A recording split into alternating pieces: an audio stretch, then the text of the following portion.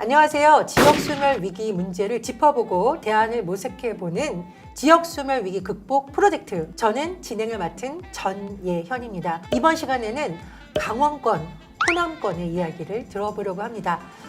이 먼 곳에서 정말 전문가들이 오셨을까? 오셨습니다. 우리 작가님과 제작진들의 노력을 통해서 특별한 두 분 모셨습니다. 자, 먼저 강원권에서 오셨습니다. 강원권에서 오신 허소영 교수님 인사 부탁드립니다. 네, 안녕하십니까. 강원권에서 왔습니다. 허소영입니다.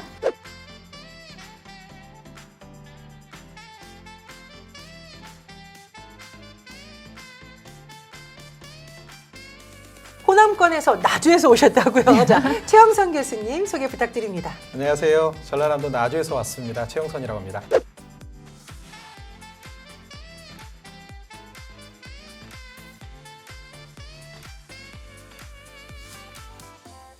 최영선 교수님 각종 방송 프로그램에 많이 나가신다고 하는데 열린공감 TV에 오시면서 특별한 각오가 있으시다고요?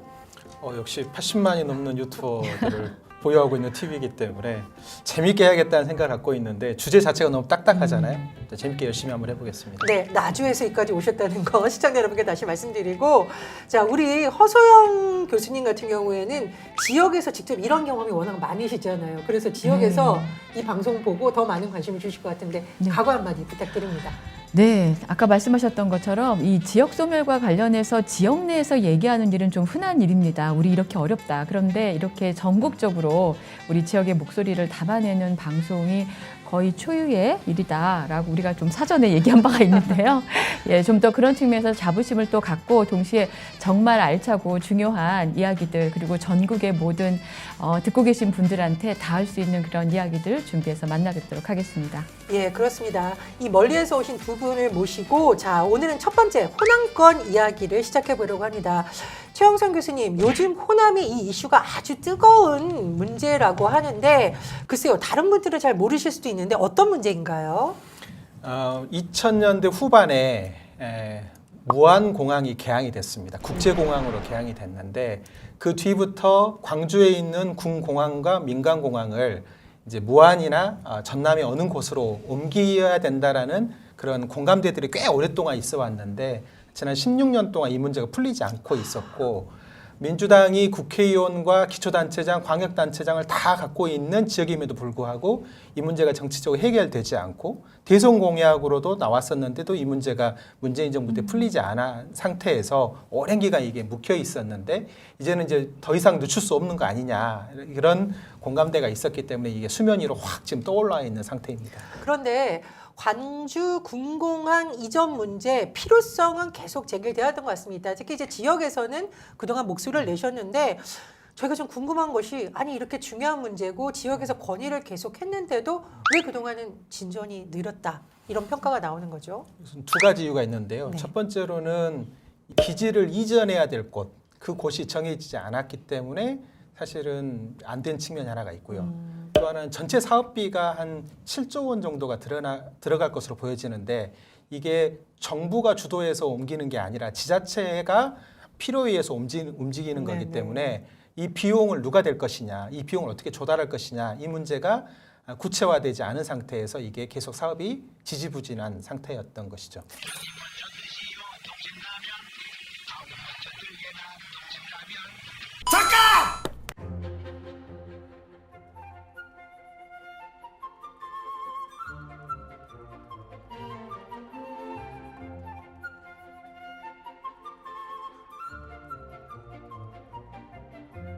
질문이 있습니다. 네, 네. 그런데 군공항 이전하면 항상 이게 뜨거운 감자라고 불리는 이유가 있습니다. 이 부지 이전, 이 네. 부지를 결정하는 데 굉장히 어렵다라는 네. 우려도 나오고 있거든요. 어떻게 진행되고 있나요? 두 가지 조건을 충족해야 됩니다. 첫 번째로는 군 기지가 담당하는 역할이 있잖아요. 안보라든가 여러 그렇죠. 가지 이슈가 그렇죠. 있죠. 서남권을 담당하는 안보의 어떤 전초기지의 역할인데 그래서 이 작전성을 충족해야 되는 문제가 하나가 있습니다.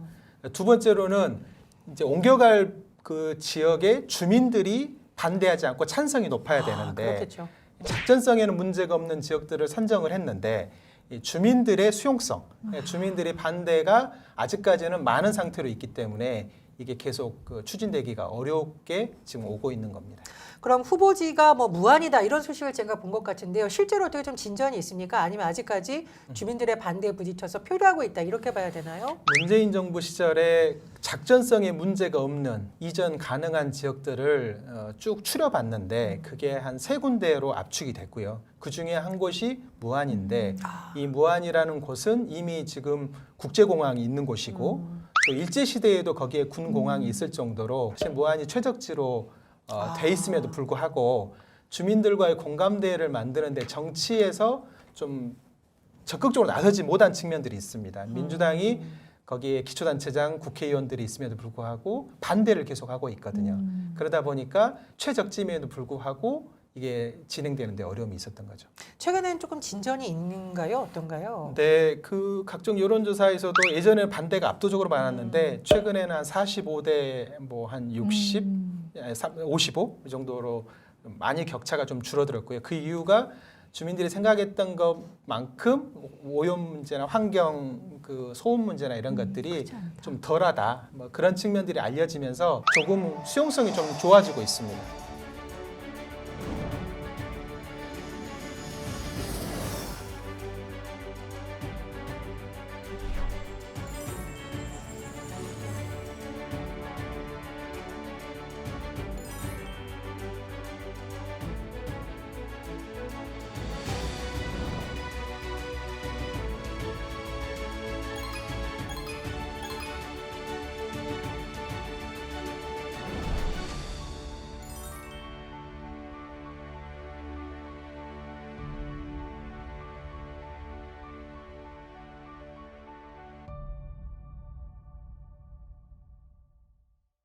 수용성, 즉 주민들이 이 부분에 대해서 좀 받아들이는 공감대가 예전보다는 넓어졌다. 그렇죠. 이렇게 해석을 할 수 있겠는데 2013년부터 2022년까지는 사실은 이제 법 개정 작업이 이루어졌다고 본다면 2023년부터 2024년에는 소음 관련 토론회도 열었다. 이런 그렇죠. 소식이 전해지고 있습니다. 그런데 사실 주민들의 또 다른 관심사가 있습니다. 피해 보상 대책이거든요. 늘 이 문제를 놓고 큰 갈등이 일어나기도 하는데 이 부분은 마련이 되었나요? 이게 군공항만 옮기는 게 아니라 민간공항, 지금 국내선 광주공항도 무안의 국제공항과 통합해서 민군 통합공항으로 육성을 하고 그렇게 되면 서남권에서 이게 관문공항으로서 동남아를 상대로 좀 국제공항 기능도 활성화하고 또 제주도도 왔다 갔다 할 수 있는 편이 만들어지게 되면서 그 일대가 개발될 수 있다라는 그런 공감대들이 계속 이제 확산되고 있는 것이고 아무래도 한 550만 평 이상을 수용을 해서 거기를 기지를 건설하는 거기 때문에 막연하게 소음 피해가 있는 분들에 대한 보상을 이제 수용을 해버리면 사실은 일대의 주민들이 사실 살지 않게 되는 게 그렇죠. 있어서 피해 보상이 받는 사람들이 되게 제한적인 사람들에 불과하는 것이고 또 나머지 사람들은 그 개발에 따르는 혜택, 부가적인 혜택들을 좀 누리게 되는 그런 상황인 것입니다. 예, 지역에서 관련된 소식들이 속속 전해지고 있습니다. 최근 관련된 소식 영상을 준비했는데요. 함께 보시겠습니다. 광주 군공항 이전을 두고 서둘러 진행하자 혹은 절대 안 된다. 이 같은 입장이 팽팽히 맞서고 있는데요. 군공항 이전을 위한 최적지가 발표됐습니다. 무안국제공항에서 2km가량 떨어져 있는 곳입니다. 김영찬 기자입니다. 무안국제공항에서 1.9km가량 떨어진 무안군 망운면 성현리와 운남면 함요리 일대입니다. 광주시와 전남도, 국방부 등 7개 기관 주최로 열린 토론회에서 이곳이 광주 군공항 이전을 위한 최적의 장소로 꼽혔습니다. 민간 활주로와 최소 1.32km의 거리를 둬야 한다는 미국 연방항공청 기준에 부합하고 서쪽 해안 위주로 비행할 경우 소음을 최소화할 수 있다는 이유에서입니다. 군 공항이 이전할 경우 소음 피해를 예측한 조사 결과도 나왔습니다. 망운면과 운남면, 현경면 등 19제곱킬로미터의 면적이 소음 영향권에 들 것으로 분석됐습니다. 이는 무안군 전체의 4.2%에 해당되는 면적으로 주민 만여 명이 소음 영향권에서 생활할 것으로 추산됩니다. 이 같은 소음 피해를 최소화하기 위해 무안군공 애정 부지를 중심으로 5.7제곱킬로미터에 걸쳐 소음 완충 지역을 두고 오후 10시부터 다음날 오전 8시까지 전투기 운영을 제한하는 방식이 언급됐습니다. 광주시는 이번 토론회를 기점으로 군공항 이전이 급물살을 타길 기대하고 있습니다. 김용록 지사는 회의 출장으로 불참했지만 토론회에 참석한 강기정 광주시장은 더 이상 시간만 보낼 수는 없다며 무안국민이 군공항 이전을 반대한다면 별도의 계획, 이른바 플랜 B를 가동하겠다고 밝혔습니다. 광주와 전남과 무안을 다 살릴 수 있는 이 통합공항을 진짜 만들 건지 말 건지는 더 시간을 끌어서는 안 되고 적어도 길지 않는 시간에 결론을 내서 통합공항 하기 싫다. 그럼 저도 과감하게 안 하겠습니다. 광주 군공항 이전 부지가 확정되면 건설 기간은 최소 9년이 걸리며 5조 7천억 원을 들여 현재 광주 군공항보다 2배 가까이 더 넓게 조성되는 것으로 발표됐습니다. 네, 영상 잘 보셨나요? 여러 가지 지금 설명을 해주셨는데 최 교수님 요약하자면은 후보지를 선정하는데 군사작전, 적합성 등에 관련된 것이라는데 소음 영향권 얘기가 나왔거든요. 이건 소음 영향권에서 멀어질 수 있다는 의미입니까? 아니면 이 군대가 더 영향을 많이 받기 때문에 더 많은 혜택이 필요하다 이런 의견인가요? 소음 영향권이라는 게 뭐냐면 비행기가 뜨고 내릴 때, 전투기가 뜨고 내릴 때 85웨이클, 그러니까 일상적으로 우리가 소음이라고 느끼는 거를 한 85웨이클 정도로 보고 네네. 있거든요. 그 범위 안에 들어와 있는 이제 그 주민들이 얼마나 거기 포진하고 있느냐, 그 영향권에 얼마나 포진하고 있느냐를 이제 분석을 하는 것이고, 근데 이제 여기에 토지가 수용이 되게 되면 거기 살고 있는 분들이 다른 데로 이주하기 때문에 지금 살고 있는 사람보다는 훨씬 더 적은 수의 사람들이 영향권에 들어오게 되는 것이고요. 지금 무안 인구가 9만 한 4, 5천 명 되거든요. 그중에 현재 상황으로 보면 한 1만 명 이내의 사람들이 그 영양 소음권 안에 들어갈 거라고 추정되는데 그것들을 이제 기지를 건설하는 과정에 다른 데로 이주하게 되면 그 수는 훨씬 더 줄어들게 되겠죠. 예, 아무래도 주민들로서는 과학적인 근거를 원할 텐데 지금 저희가 띄워드리는 자료 보시면 관주의 군공항을 무안으로 옮긴다면 입지 소음 영향은 어떻게 되는지 분석하는 내용이 처음으로 공개됐다 이런 뉴스가 있습니다.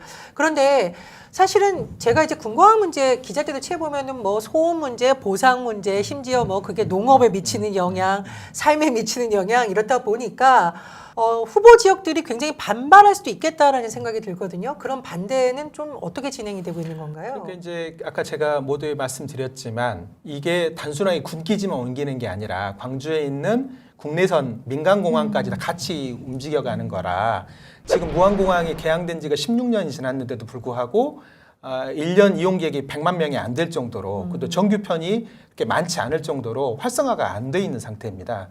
6차 공항 개발의 계획에 따라서 국내선과 국제선을 통합해서 운영하게 되면 한 370만 명 정도가 이용할 거로 보여지는데 그게 계속 지지부진하다 보니까 무안공항은 계속 적자고 광주공항도 적자인 상태가 유지가 되고 있고 또 그걸 통해서 그 일대를 같이 개발할 수 있는 여지가 있는데도 불구하고 안 되고 있어서 군공항도 옮기고 광주에 있는 민간공항도 옮겨가지고 그 일대를 활성화하자. 또 하나는 광주는 그 민간공항을 이제 군공항을 빼면서 거기를 좀 더 다른 거로 개발할 수 있는 여지가 생기는 거니까 그 중에 개발의 수익 중의 일부를 그 일대 무안공항 일대를 좀 더 윤택하게 살 수 있게끔 재원을 좀 내놓겠다. 지금 이렇게 하면서 상생의 어떤 방법을 찾으려고 하고 있는데 아무래도 무안 지역에 살고 있는 분들은 군 공항이 오게 되면 소음이 훨씬 더 본인들한테 클 거라고 생각하지만 실제로는 그것들을 최소화하기 위해서 바닷 방향으로 테이크오프를 한다던가 소음을 최소화할 수 있는 여러 가지의 그 테이크오프 할 때 각도를 좀 더 빨리 올려서 소음 반경을 좀 줄인다든가 이런 식의 어떤 적극적인 대책들을 지금 마련하고 있는데 그런 것들이 좀 알려지게 되면 수용성이 좀 높아지지 않을까 생각합니다. 예, 근데 환경 문제뿐만 아니라 여러 가지 중요한 것은 말씀해 주셨듯이 경제적 부분인 것 같습니다. 네. 그래서 공항 이전을 했을 경우에 경제적 효과가 어느 정도 있느냐 여러 가지 분석이 나오고 있거든요. 어떤 전망이 나오고 있나요? 그러니까 아무래도 이제 공항이 만들어지게 되면은 공항 신도시도 개발이 되게 되고 네네. 또 광주가 한 1조 원 정도를 들여서 그 일대를 특화 산업 단지로 조성하겠다는 계획을 갖고 있고 전라남도도 한 2조 원 정도를 투여해서 그 일대를 좀 개발하겠다는 계획을 갖고 있습니다. 그래서 막연하게 님비 시설이 아니라 그것들이 마중물처럼 활용될 수도 있다. 특히 서남권의 거점 공항으로 만들어지게 되면 아무래도 관광객들이 동남아 관광객들이 들어와서 그 일대에 관광 산업을 육성하는 데 도움이 될 수도 있고 또 거기가 무안이 도청이 있는 곳이긴 하지만 공항이 입지하는 곳은 되게 그 개발이 더딘 곳이거든요. 근데 그 더딘 곳을 이런 새로운 계기를 통해 가지고 주변을 개발할 수 있는 여지를 만드는 거기 때문에 전남 서남권을 개발할 수 있는 어떤 동력, 모멘텀을 만들 수 있는 계기로 활용할 수 있다라는 게 전남도와 광주시의 입장입니다. 무안 군민들이 생각하기에 그 일대가 좀 뻘밭도 많고 낙지도 많이 나오고 또 양파가 많이 재배되는 곳인데 아무래도 계속 인구가 줄어들다 보니까 그래서 그거를 그대로 방치할 거냐 아니면 이런 새로운 계기를 만들어서 그 일대를 새로운 성장 동력에 한번 계기를 만들어 볼 거냐 지금 그런 기로에 서 있는 과정인 거로 보여지고요.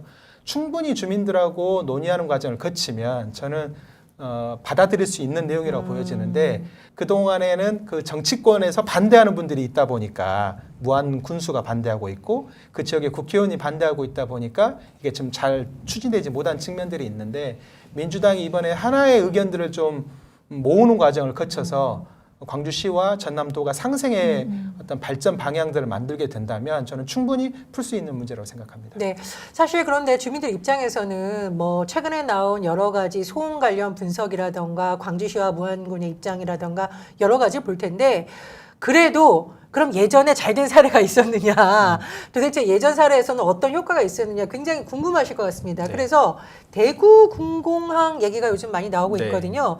대구 군공항 이전 사례 어떻게 좀 경제적 효과라던가 주민들이 원했던 부분으로 진행이 되고 있는 건가요? 네, 이제 사실 13년에 군공항 이전 특별법이 만들어지면서 광주와 대구와 수원 이 세 곳이 군공항 이전에 좀 탄력이 좀 붙었거든요. 근데 대구 같은 경우에는 2017년에 예비 이전 후보지를 결정을 20년까지 다 마무리 지었습니다. 예비 이전 후보지를 결정을 하고 주민의 투표를 거쳐가지고 2020년에는 이전 후보지를 확정했거든요. 대구 경북은 경북은 좀 뭔가 군위 의성 지역을 중심으로 해서 안동으로 도청 이전을 하게 되고 그 일대를 좀 개발하겠다라는 필요성들이 좀 있었던 것으로 보여지고 대구는 동구 지역에 군공항이 있다 보니까 그 개발이 좀 잘 안 된 측면들이 있었는데 동구 일대를 개발하기 위해서 그거를 군위와 의성으로 넘기고 또 경북은 그걸 기반으로 해서 SOC 기반 시설들을 다 예타도 면제받고 그렇게 해서 지금 추진되고 있는 상황이어서 윈윈이 이루어지고 있거든요. 그래서 무안으로 옮기는 광주공항 이전 문제도 대구 경북 통합 신공항 이전이 일종의 하나의 사례처럼 돼가지고 그 모델을 좀 광주 전남도 좀 따라 배우려고 지금 하고 있는 상황인데 아직 주고받기가 잘 안 되고 있는 상황이죠. 예, 군 공항 문제 굉장히 중요한 문제인데 각 지역이 서로 대립하다 보면 참 풀 수 없는 복잡한 문제인 것으로도 보입니다. 다만 모든 분들의 바람은 좀 같지 않을까요? 군공항 이전을 계기로 모든 지역들이 좀 균형 있게 발전하고 말씀해 주셨듯이 일자리 창출 효과라던가 경제적 효과라던가 또 안보의 입장에서도 더 많은 지역에 골고루 혜택이 돌아갔으면 좋겠다. 그리고 그 과정에서 갈등을 중재하고 조절하는 단체장들과 언론과 또 정치인들의 역할도 매우 중요하다는 생각이 듭니다. 정치인 입장이 되게 중요한데요. 대구 경북은 그 하나의 의견들을 모으는 2, 3년 동안에 엄청난 노력이 있었습니다. 지금 광주 전남은 정치인들이 사실은 반대를 하면서 이게 공감대를 못 만들어낸 측면이 있거든요. 근데 다 공교롭게도 민주당 소속의 기초단체장, 국회의원, 광역단체장들이 있는데도 불구하고 이거를 문제를 풀지 못하고 있는데 대구 경북의 그런 사례들을 좀 잘 참고해서 결국은 이게 상생의 그림을 같이 그려야 되고 거기에는 결단이 필요할 때는 정치인들이 좀 갈등이 있더라도 과감하게 결단해야 되지 않겠는가 이렇게 생각합니다. 네, 오늘 최용선 교수님 덕에 저희가 수용성, 적합성, 또 정치 역할 여러 가지 작전성. 부분을 작전성 여러 가지를 많이 들어볼 수 있는 아주 좋은 기회였습니다. 정말 전문가다운 분석이셨고요. 자, 우리 강원권 소식 오래 기다리셨죠? 드디어 자 강원권 소식 들어보도록 하겠습니다. 허소연 교수님, 강원도가 지난해 6월 뭘로 지정이 되었다라는 뉴스가 굉장히 떠들썩했는데 어떤 소식인가요? 네, 맞습니다. 강원도가 지난해 6월에 강원특별자치도라는 이름으로 출범을 했습니다. 그 강원도라는 이름으로 그 우리나라 역사에 등장한 때로부터 628년 만에 바뀐 이름을 갖게 된 거죠, 저희가. 네. 그래서 지역에서 이 뉴스가 굉장히 큰 뉴스였는데 한번 준비된 영상 같이 보시겠습니다. 10년 동안 추진할 발전 전략을 내놨습니다. 미래산업 글로벌 도시의 기본 구상입니다. 인구 200만과 지역 내 총생산 100조 원, 사통팔달 수도권 강원 시대를 만든다는 내용이 담겼습니다. 네, 영상 잘 보셨습니까? 사실 이 영상만 보면 와 교통도 좋아지고 지역별 클러스터를 통해서 뭐 대단한 일자리도 창출되고 아유 좋습니다. 네. 기대대로 되면 참 좋을 텐데 네. 허소영 교수님 그런데 굉장히 우려의 목소리도 나오고 있다고 하거든요. 네. 어떤 점인가요? 일단은 먼저 그 강원특별자치도가 오기까지의 과정을 간단하게 좀 살펴볼 필요가 있을 것 같습니다. 원래 어떤 의도에서 시작했고, 근데 지금은 이렇게 변형이 됐나 볼 필요가 있는데요. 저희 맨 처음에 이제 논의가 됐던 것이 2018년 강원도 의회에서 처음 그 논의가 시작되었고, 2010년도에 이계진 한나라당 도지사 후보가 공약으로 채택을 하고, 다시 2012년에 18대 문재인 우리 더불어민주당 후보께서도 선거 공약으로 강원도 공약으로 채택을 하셨습니다. 그러다가 2018년 강원특별자치도 설치 법안이 그 민주당 심기준 의원에 의해서 발의가 되었는데요. 이때 담겨진 주요 내용들은 남북 교류에 있어서 강원도의 재량권을 좀 더 우리가 확보를 하자라는 데 초점이 있었습니다. 거기에다가 정부의 특별회계까지 포함이 됐었는데요. 20대 대선에서도 또 언급이 됐습니다. 그게 이재명 후보는 평화를 앞에 놓고 또 그 윤석열 후보는 경제를 넣어서 주창을 한 양 당 모두의 그 대선 공약이 있었는데, 그리고 나서 21대 국회에서 국민의힘 이양수 의원과 또 더불어민주당 허영 의원이 각각 역시 국민의힘 쪽은 경제, 또 허영 의원은 그 평화라는 의제를 가지고 법을 제안을 했었는데 계속 답보 상태에 있다가 22년 지방선거 시기에 그냥 앞뒤 아무런 맥락 없이 강원특별자치도 설치에 관한 법으로 진행이 되게 됩니다. 설명을 쭉 듣다 보니까 좀 이상한데 평화도 빠지고 경제도 빠지고. 빠졌다. 네, 아. 네.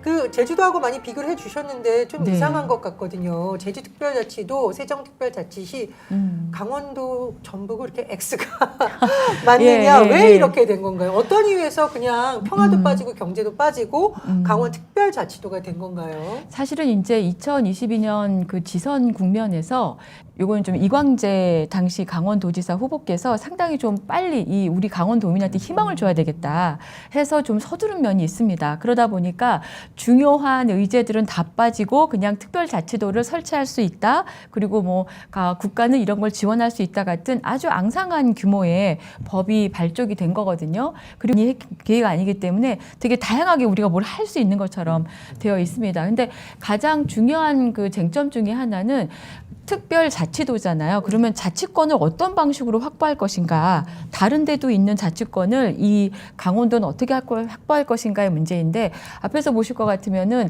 우리는 이제 두 가지가 다 빠져 있는 게 되었습니다. 제주특별자치도 같은 경우에는 교부세의 보통 교부세 총액의 3%를 우선 배분받을 수 있는 그런 권리를 갖게 됐고요. 또 세종특별자치시 같은 경우에는 재정이 부족할 경우에 25% 이내에 추가로 또 우선 지원할 수 있도록 되어 있습니다. 이 두 자치도 모두 특별회계, 그 지역균형 발전 특별회계의 그 개정을 다 담고 있거든요. 근데 이번에 작년 6월에 출범한 강원특별자치도, 그리고 이제 작년 말이죠. 예, 이 금년 말이 되나요? 예, 그 전북특별자치도는 이 두 가지, 즉 재정분권과 관련된 내용이 하나도 담겨 있지 않습니다. 그러면 말씀해 주신 부분을 조금 요약을 해본다면은 어쨌든 강원특별자치도가 출범은 했습니다만 제주도하고만 당장 비교해봐도 교부세라든가 특별회계 이런 네. 관한 어떤 특별한 조항들이 많이 빠졌다. 저희가 그렇게 이해를 할 수 있을까요? 네, 이렇게 특별한 조항들이 빠진 대신에 무엇인가를 넣었을 거 아니에요. 예, 과연 무엇을 넣었을까? 근데 이제 조금 이제 진행하면서도 저희도 좀 많이 아쉬웠던 것들 중에 하나가 우리 전혜연 앵커도 강원도 분이시잖아요. 강원도에 대한 특별한 이제 애정과 관심이 있을 텐데, 강원도에 산다라는 것이 갖고 있는 일종의 어떤 그 뭐라 그럴까요? 결핍감이 좀 있는 것 같습니다. 우린 개발도 할 수 없고, 우리는 뭐 제대로 물도 내 물이지만 내 물을 제대로 쓸 수도 없고, 여기 내 땅이지만 내 땅에 대한 권리도 내가 마음대로 행사할 수 없고, 이런 여러 가지 그 규제인데, 강원도가 갖고 있는 규제가 다른 데 갖고 있는 규제에 비해서 상당히 압도적으로 크거든요. 강원도는 군사 규제, DMZ를 비롯한 군사 규제가 있고, 농지에 대한 규제는 뭐 어디나 좀 있을 수 있겠습니다. 그다음에 환경 생태와 관련된 규제, 또 산림에 관련된 규제. 근데 아시다시피 강원도가 국가 전체 면적의 82%가 산림이거든요.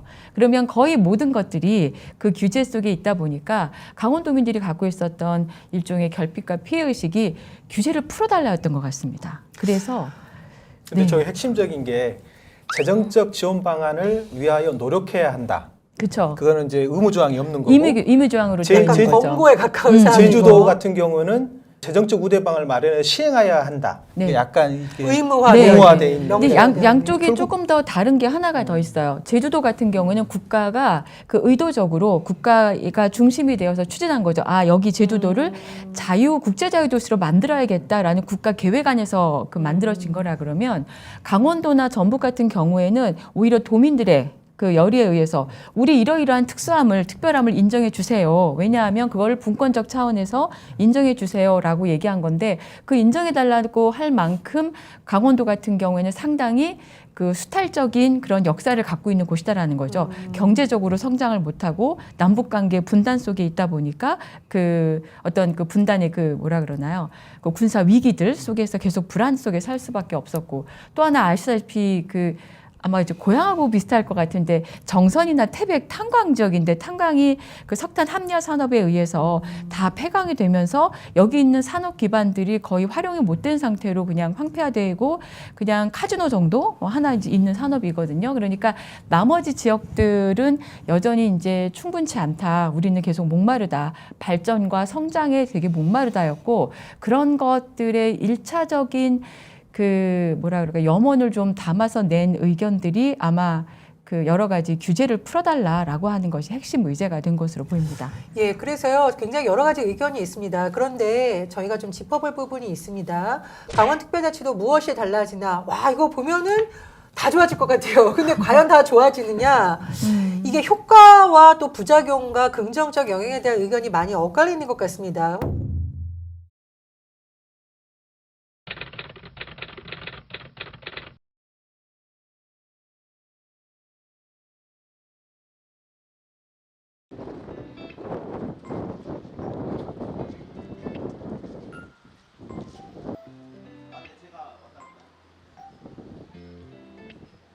아, 네네, 다음 주에 합니다.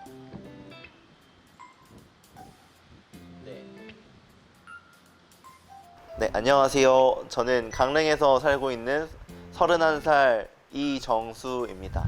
저는 강릉에서 3사만 친구들이라는 영상 제작 업체를 운영하고 있고요. 유튜브 제작이나 예능 제작, 그 다음에 편집, 그리고 학생들을 대상으로 콘텐츠나 촬영 강의 같은 걸 하고 있습니다. 강릉에서 살고 있는지는 거의 제가 9살 때 이사를 왔으니까 한 20년 조금 넘은 것 같습니다. 강원특별자치도라고 이제 작년에 진짜 뉴스에 많이 나왔죠. 근데 저는 강릉에 살고 있으면서 느낀 거는 변한 건 딱히 없어요.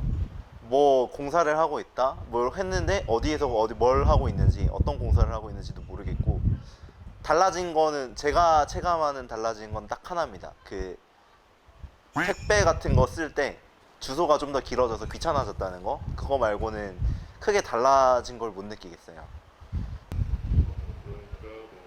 주어진 거는 잘 모르겠고 불편한 거는 멀때 다소하게 소소하게 좀 있다는 말씀이신 거죠? 네, 그렇습니다. 오세훈 교수님 보시기에 이게 강원도의 발전이 필요합니다만 이게 시대적인 흐름에 맞느냐라는 우려의 목소리도 나오고 있다 이런 소식 들리거든요. 네, 맞습니다. 뭐 강원도가 사실은 대한민국에서 차지하고 있는 지위는 좀 특별합니다. 마음이 힘들고 어려울 때 그곳에 가서 휴식을 취하기도 하고 또 즐거움을 찾기 위한 어떤 중요한 관광 자원이 있기도 하고요. 또 이제 강원도 바다가 갖고 있는 또 특별한 의미도 있잖아요. 그 가장 가까이에서 북한을 바라볼 전망할 수 있는 그런 것, 그리고 무엇보다 그 사람의 발길이 닿지 않아서 보관됐었던 DMZ라고 하는 큰 자원이 있고, 그런데 그런 것들을 저기 보시면은 다 푸는 것이 권한 이양의 주된 내용입니다. 환경, 또 국방, 그리고 산림, 농지 이런 것들이고요. 그래서 이런 것들이 풀어졌을 때 과연 그래도 그것이 강원도이겠느냐는 거죠. 그런 모든 규제가 풀어지고 개발이 다 가능해지고 뭐 예를 들면 상수원 같은 곳에 그 폐수가 흐를 수 있는 공장을 지을 수 있을 만큼의 왜냐하면 그 환경 그 영향 평가의 권한을 지자체가 갖게 됐거든요. 강원도가. 그래서 되게 그 환경이라든지 규제에 관련된 여러 권한들을 강원도 지사가 갖게 되었는데 강원도가 어떠한 정치적인 철학 그리고 미래 비전을 가지고 그 권력을 행사할 것인가가 되게 중요한 상황인 거죠. 예, 제가 사실 이제 강원도 출신이기도 하고 강원도와 관련된 여러 가지 현안과 관련된 일을 해본 경우도 이게 참 어려운 문제로 보입니다. 지역 주민들의 일부는 일자리 창출을 위해서 일부분의 규제를 푸는 것은 불가피하다. 그리고 사실 강원도가 가진 천혜의 자원은 강원도만의 것이 아니라 전 국민을 위한 것인데 규제로 인한 어떠한 피해는 강원도민이 맞습니다. 받는 거 아니냐라는 의견이 있는가 반면에 일각에서는 우리가 환경을 보호하고 또 기후위기 시대에 오히려 강점을 살릴 수 있는 곳이 강원도인데 그 좋은 천혜 자원을 훼손시키는 것이 맞느냐 논란이 부딪히는 것 같은데요. 참 지역 개발을 위해서 풀어야 될 과제가 많은 것 같은데 네, 앞으로 또 이 맞습니다. 문제 우리가 강원특별자치도와 맞물려서 계속 풀어봐야 될 것 같습니다. 자, 다음은 전국적으로 이슈가 되고 있는 부분 한번 살펴보도록 하겠습니다. 전국 초광역권 구상에 대한 내용입니다. 화면 보시면 4+3 초광역권 구상이라고 하는데요. 쉽게 말하면 거점별로 지역의 발전 계획을 세운다고 하죠. 자, 근데 허소영 교수님, 최영 교수님 이 문제에 대해서 좀 전문가로서 보시기에 청사진만 보고 좋다 나쁘다 말하기는 좀 어려울 것 같은데 전문가 의견 일단 최 교수님 한번 들어보도록 하겠습니다. 노무현 정부 때 국가 균형 발전 계획이라는 게 있었잖아요. 그래서 국가 균형 발전을 위한 특별회계도 있었고, 근데 그게 이제 한 20년 지나오면서 과연 효과가 있었느냐? 수도권의 규제를 좀 더 강화시켜가지고 그 수도권에 있는 기업들이 지역으로 내려오게 만들고 공공기관들이 지역에 내려오게 만들어서 지역이 골고루 잘 사는 나라를 만들겠다라는 게 노무현 대통령의 계획이었는데 일견 뭐 이렇게 성공한 부분도 많죠. 근데 지금 돌이켜 보면 다시 수도권 위주로 초집중화가 계속 이루어지고 있어서 그것들을 어떤 좀 완화시키기 위한 지역의 같이 공동 번영할 수 있는 계획을 만들겠다라는 게 문재인 정부 때 메가시티 계획, 부울경 메가시티 계획을 먼저 추진했고 그거를 권역별로 좀 확대하는 게 지금 4+3 계획으로 이제 보여지는데 근데 결국은 지금 수도권으로 계속 집중되고 있는 현상이 극복되지는 않고 있어요. 그리고 광역별로 그러면 한 지자체가 아니라 2개, 3개가 뭉쳐가지고 수도권에 대응할 수 있는 먹거리를 만들어내고 성장 동력을 만들어내고 있느냐. 그 부분에 있어서는 사실 뚜렷한 대안을 못 내놓고 있거든요. 근데 그저 4+3 초광역권 계획이라는 게 결국은 경제권으로 한 지역을 좀 엮을 수 있는 새로운 뭔가를 만들어내야 되는데 윤석열 정부 들어서는 메가시티 계획으로 지금 수도권을 더 강화하겠다는 계획으로 좀 가고 있잖아요. 수도권 확장 전략이라고 그렇죠. 해석을 하더라고요. 서울을 더 확대하고 또 수도권도 충남의 아산이나 그 당진까지도 포함하는 계획으로 계속 확대돼 가고 있지만 그 권역별로 보면 충남이나 충청권이나 대구 경북이나 경남이나 광주 전남이나 뭔가 새로운 먹거리를 만드는 데 있어서는 재원이 투자되지도 못하고 있고 아까 뭐 강원이나 그 전북이나 제주처럼 이 권역 안에 못 들어가 있는 곳에도 뭐 재정적 지원들이 있거나 아니면 별도의 특별회계가 있어가지고 거기서 뭔가 새로운 먹거리를 만들어낼 수 있는 재원이 확보되거나 그러지도 못하고 있는 상황이기 때문에 지금 저 계획은 사실은 장밋빛 계획으로만 지금 있는 상태이고 제가 있는 광주 전남만 하더라도 신안바다 일대에 48조 원 규모의 해상풍력단지를 만들어가지고 신재생 에너지와 관련된 뭔가 새로운 그림을 그리겠다라는 게 문재인 정부의 공약이었거든요. 근데 정부가 바뀌니까 신재생 에너지와 관련된 계획들이 다 무산돼 버리고 이제 저 부울경 계획에서 수소 산업벨트 구축이나 미래 모빌리티 산업 육성 이것도 그 울산 일대 부유식 해상풍력을 만들어 가지고 그거를 기반으로 해서 수소 발전하겠다라는 문재인 정부의 계획이 있었는데 이게 지방선거에서 광역단체장이 바뀌어버리고 정부가 바뀌어버리니까 다 무산돼 버렸거든요. 그러니까 저 계획이라는 것은 정부가 바뀌더라도 계속 가야 되는 것이고 그게 뒷받침되는 재원 배분 계획이 있어야 되는데 그런 게 없는 상태로 지금 그림만 계속 그리고 있는 상태여서 과연 저게 실효성 있게 갈 수 있을 것이냐에 대한 고민들이 있는 거죠. 네, 4대 초광역권 잠시 설명해 드리면 충청권, 광주, 전남권, 대구, 경북권, 부울경이 포함이 되고요. 3대 특별자치권, 이제 금방 저희가 봤듯이 강원권이 들어가고 전북권, 제주권이 들어갑니다. 최 교수님께서는 장밋빛 전망보다는 정치가 바뀔 때마다 흔들리지 않는 구체적인 내용을 내놔야 된다. 그리고 소외되는 지역이 되지 않아야 된다라는 아주 구체적인 문제점을 짚어주셨는데 재원 배분 계획이 있어야 돼요. 네, 가장 중요한 부분이라고도 할 수 있겠어요. 그렇죠. 이 재원 분배 계획이 없으면, 배분 계획이 없으면 사실은 기재부가 장기 계획을 짜서 그게 필요로 하는 예산을 얼마만큼 투여하겠다는 계획이 있어야 되고, 또 광역경제권이라는 것은 결국은 그 광역교통망이 전제돼야지만이 그렇죠. 가능한 네네. 거잖아요. 그것에 대한 계획이 없는 상태로 저렇게 그림만 그려놓으면 사실 실행되기가 요원할 뿐만이 아니라 정부가 이 5년짜리 이 단임제 정부가 바뀌면 또 이게 원천이 다 흔들려 버리는 상황이 된다고 한다면 저게 보통 한 10년, 20년을 내다보면서 이걸 한 수 한 수를 둬야 되는데 지금 이 정부에서는 저 실현 계획을 과연 장담할 수 있을 것인가? 그걸 장담할 수가 없는 거죠. 예, 그래서 허소영 교수님께서도 이 부분에 대해서 좀 문제의식을 가지신 것 같아요. 어떤 점을 좀 짚을 수 있을까요? 아까도 잠깐 언급을 했지만 요거 초강력권과 관련된 정책들은 거의 모든 정부에서 냈었거든요. 거의 이름도 비슷하게 뭐 예를 들면은 이명박 정부에서는 5+2 광역 경제권 설치, 그리고 또 우리 뭐 문재인 정부 때에서도 또 뭐 비슷한 부울경을 통한 메가시티가 있었고, 또 우리 민주당에서는 최근에 그 3특 5극이라고 해서 그 수도권과 같은 이제 그 극일의 도시를 5개를 이제 구성을 하자라는 개념이거든요. 그런데 이제 이런 것들이 갖고 있는 게 여태까지 이렇게 이름만 달려있었지 초강력권에 대한 설계는 계속 있었는데 왜 안 됐을까에 대한 실패 원인을 좀 더 따져볼 필요가 있겠다라는 거죠. 그게 재원의 분배에 대한 계획을 구체적으로 하지 않고 장밋빛 그림만 그렸기 때문일 수도 있고, 또 하나는 사실 이것이 그 중앙 정부 입장에서 또 나눠온 권역이거든요. 중앙의 입장에 보니까 얘하고 묶으면 되겠다라고 하는 건데, 실제로 정말 중요한 건 저는 생활 권역이 있다고 생각을 합니다. 이 그냥 그 국가 권역이 아니라. 그래서 그런 그 생활 권역과 동시에 이제 그 여기서 또 살펴봐야 될 것이 이런 식으로 초광역권으로 묶는 것만이 중요한 게 아니라 인구 이동을 어떻게 그 흐름을 가져갈 것인가에 대한 장기적인 계획 속에서 이 광역권이 묶여야 되는 건데, 매번 5년짜리 정부가 초강력권을 내고 그러면 조금 더 저기 다른 그림이 됐다가 다시 또 그 퍼즐 맞추기를 하는 그런 일들이 반복이 되고 있는 것 같아요. 그래서 그동안 왜 안 됐었는지에 대한 구체적인 점검, 그리고 지금 이미 이제 그 특별자치도 3개는 이미 고정이 되어 있는 거잖아요. 다른 데 합쳐지지 않는 것으로.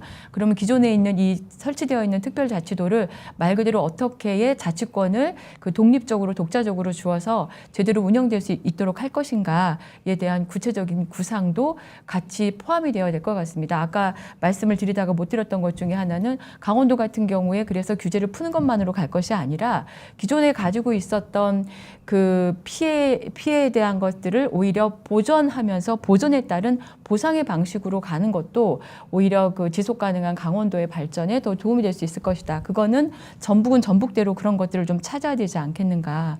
예, 좀 그런 중요한 것들을 각 지자체의 초광역권으로 갔을 때 같이 고민을 좀 해봐야 될 것 같습니다. 예, 제가 뉴스를 보니까 전국 시도지사협의회에서 지역균형발전부처럼 국가균형발전을 종합적으로 다루는 컨트롤 타워가 있어야 된다. 이런 의견도 일각에서 나옵니다. 아마 그 이유가 나오는 이유를 제가 좀 살펴보니까 이게 위원회를 만들었다가 어떤 정부에서는 힘을 실어주고 어떤 정부에서는 힘을 빼고 이름만 바꿔서 또 실패를 반복하는 것이 아닌가라는 우려에서 나온 것으로 보이는데요. 어쨌든 열린공감 TV에서 지역 소멸의 문제를 막고자 심층적으로 문제를 들여다보는 시간을 가졌습니다. 1화에서는 혁신도시 문제라던가 우리가 충청권과 경상권의 문제를 들여다봤다면 2화에서는 호남권과 강원권 전문가분들을 모셔서 그 얘기를 들어봤습니다. 자, 두 분 오늘 처음 방송하셨는데요. 좀 어떠신가요? 우리 작가님들하고 제작진 대단하다는 생각 안 드십니까? 이 어려운 주제를 열심히 준비해 주셨는데요. 되게 중요한 문제인 것 같아요. 이게 결국 정치가 뭐냐고 물어보면 권력을 합리적으로 배분하는 과정이라고 하잖아요. 맞습니다. 근데 권력을 합리적으로 배분할 때 가장 제1 권력이 사실은 현대 국가에서는 재정인데 이 재정이 수도권 중심으로 계속 쏠려가고 있고 그러다 보니까 지역의 젊은 사람들이 계속 수도권으로 몰려가고 있고 출산율이 떨어지는 문제가 반복적으로 벌어지고 있는데 이런 문제들이 결국은 이렇게 다뤄지면서 전국적 이슈로 다뤄지게 되고 또 그게 정치로 수렴되는 그런 과정을 거쳐야지만 이 문제가 해결될 수 있기 때문에 이런 과정은 되게 중요한 것 같습니다. 네, 나주에서 오시느라고 너무 힘드셨을 텐데도 너무 전문적인 얘기 재밌게 잘 해주셨고요.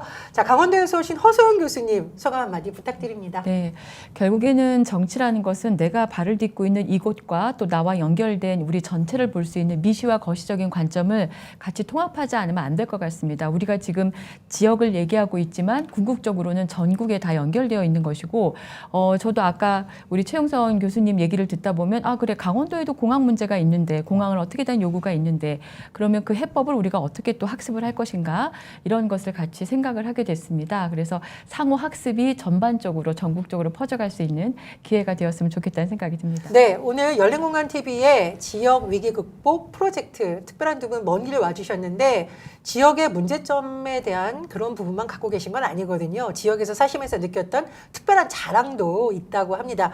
먼저 강원권의 허소영 교수님, 강원도 정말 여러 가지 면에서 특별한 건 아닌가요? 맞습니다. 여러 환경이라든지 좋고요. 그런데 이제 최근에는 또 이제 교통권이 좀 더 촘촘해지면서 수도권하고 가까워진 장점도 있고 그로 인해서 그 사람들이 많이 선호하는 것 중에 하나가 요즘 워케이션이잖아요. 청년들이. 근데 워케이션 하고 싶은 곳으로 2위가 바로 강원권에 들어있습니다. 예, 강원의 바다, 또 강원의 강, 그리고 강원의 들판, 산 이런 데에서 사람들이 휴식도 하고 그 다음에 충전도 하고 또 일도 하고 예, 강원도로 오십시오. 지역 CEO 분들 허소영 교수님 모셔서 특강을 한번 들어보시라. 워크 그리고 베케이션 일하면서 휴가도 즐기는 워케이션 장소로 강원도가 선호를 받고 있다라는 점 말씀해 주셨고요. 최 교수님 아까 이 질문 미리 드렸더니 너무 고민 많이 하셨어요. 너무 전문적으로 생각을 하셨는데 그래도 이건 우리가 자랑할 수 있다는 부분 분명히 많을 것 같은데요. 지역에 먹거리도 많고 또 지역에 결국은 전남은 섬 관광이 되게 활성화되어 있는 곳인데 신안 같은 경우는 천사의 섬, 1004개의 섬으로 구성되어 있는 천사의 섬들이 연륙이 막 되면서 이제 서울에서도 수도권에서도 섬까지 차를 타고도 들어갈 수 있는 이제 그런 기회가 많아졌거든요. 그 섬 관광이 제대로 누려볼 수 있는 곳이 전남이기 때문에 전남에서 봄, 여름 이렇게 휴가철에 오셔도 괜찮고 또 거기에 신재생 에너지와 관련된 새로운 거점들이 만들어지고 있고 앞으로 이제 그게 어떻게 성장해 갈 것인지를 눈으로 볼 수 있는 곳이어서 그런 기회들을 한번 맡기고 싶은 분들은 언제든지 이렇게 오셔서 즐겼으면 좋겠습니다. 네, 미래 성장의 가능성도 높고 또 제가 귀가 이런저런 솔깃하는데 맛집이 많다야 귀가 솔깃해집니다. 천사의 섬도 저희 제작진이 한번 방문해 보고 싶다는 생각이 듭니다. 지역 소멸 위기 극복 프로젝트 2탄 재밌게 보셨으니까 강원권, 호남권 문제를 다뤄봤고요. 먼 곳에서 와주신 최 교수님 그리고 허 교수님 특별히 감사드립니다. 감사합니다. 네, 감사합니다. 고맙습니다.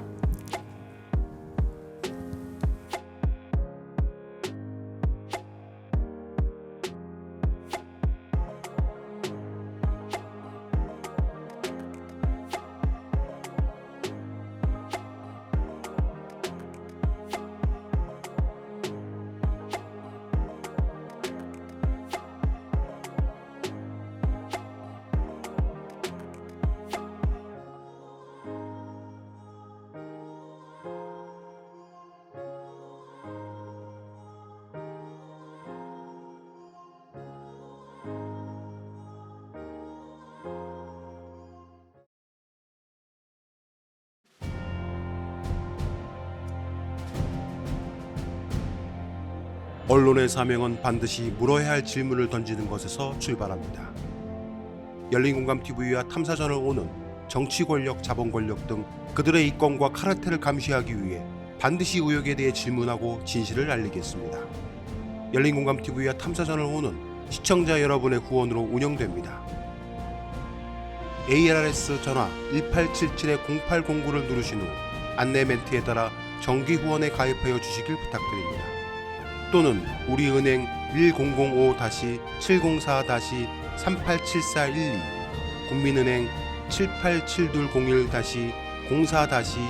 787201-04-247879의 후원 계좌를 통해 일시 후원 및 정기 후원도 가능합니다. 그리고 안내에 따라 해피 나눔의 필수 항목이라고 붉은 글씨로 되어 있는 것 등에 기입하여 원하는 금액을 입력한 후 서명하여 신청하기 버튼을 클릭해 주시기 바랍니다.